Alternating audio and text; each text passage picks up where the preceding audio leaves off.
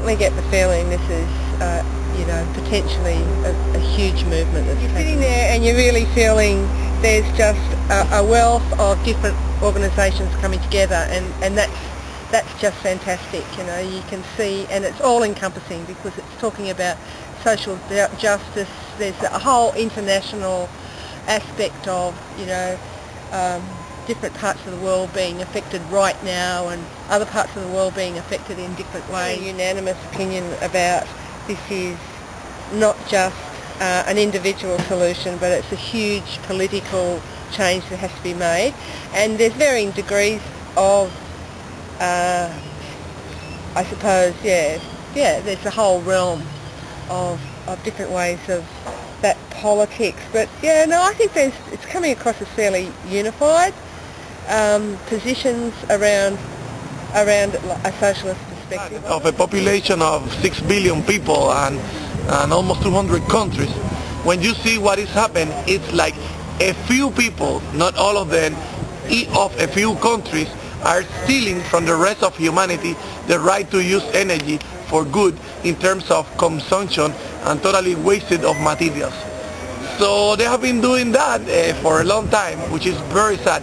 But try and keep continuing doing that in the emergency situation is totally criminal, unfair, and it needs to be stopped. Particular, I think it's very important to see the awareness about climate change and the social inequities in the world in this problem. I think that it's very important to see how people are waking up, especially in Australia, whose position towards climate change in the last year have been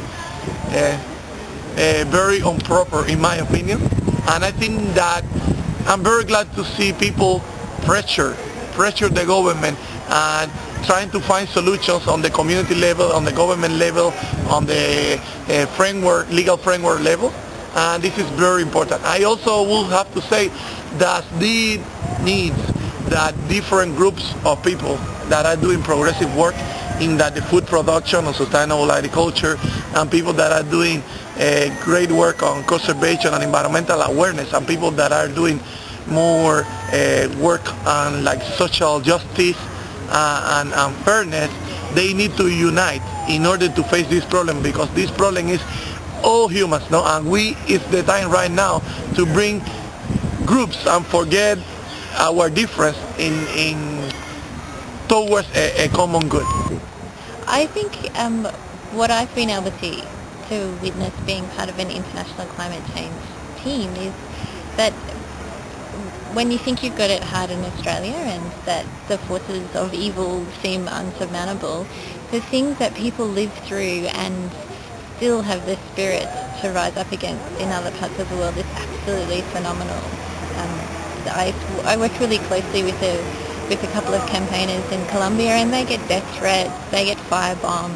It's just amazing what people work through, and I think that people get to a point where their wish to live in a different world is stronger than the fear that they feel when faced with the enormity of the task.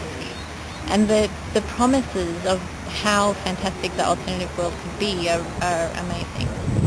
It's been really fantastic. My favourite speaker has been Roberto from Cuba. He's been talking about how Cuba has become much more sustainable and permaculture and things like that in Cuba.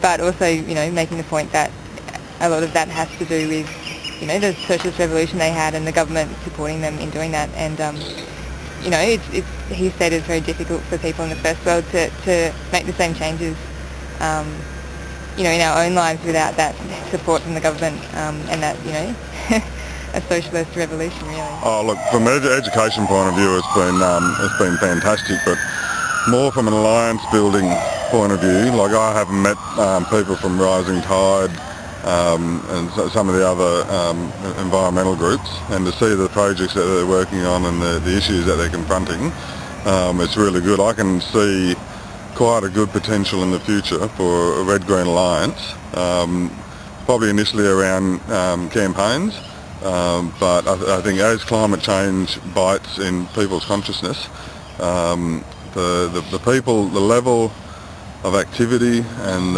the level of training and education that's out there already. If that can be combined, I think the governments and big businesses, I can see why they're worried and spending a lot of money on PR to make out that the climate change is our fault. And I think we've got a good future with it. The union movement in Australia is still very, very strong. It's still very, very dominant in the working class consciousness, and it's an area that we have to reach out to and to build bridges and learn to work within and with.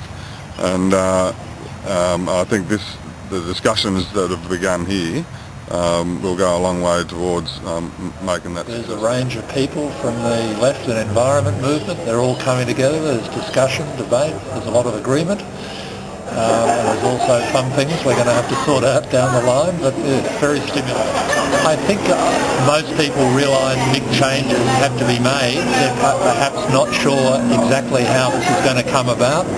I think this is why Roberto Perez's tour has been so valuable, because here is not just a group of enthusiasts, but a government and a whole people that have struggled to reorientate their economy, agriculture, food production, and achieve real results, even if they're still under enormous pressure. And I think that's the basis for these incredible attendances and enthusiasm and interest for his tour as he's gone around the country. This really is a phenomenon which we haven't seen before. I think climate change is going to shake everything up. There's widespread concern, and frankly our basic message that only popular mobilisation and popular control of the commanding heights of the economy, it makes any sense. It is not possible to achieve the drastic changes needed if we don't have the levers in our hands. And I think that message, even if not everyone sees how we're going to do that, I think that's going to strike an increasing resonance with people. Yes, the tour has been fantastic. I'm from Geelong. 250 people attended the meeting in Geelong, which was just overwhelming. And then of course here he's just had such an impact, because he represents that layer of socialists from the third world, and in his case from an actually socialist country, that are putting into practice the issues of sustainability in a real and compelling way. So I just think he's had a fantastic impact on this conference. Everyone who's participated in it would have learnt a great deal. If you look at John Bellamy Foster's session yesterday, I would never have seen a more compelling argument for socialism. Like, what a fantastic teacher. So I think heaps of people would have got a lot out of this.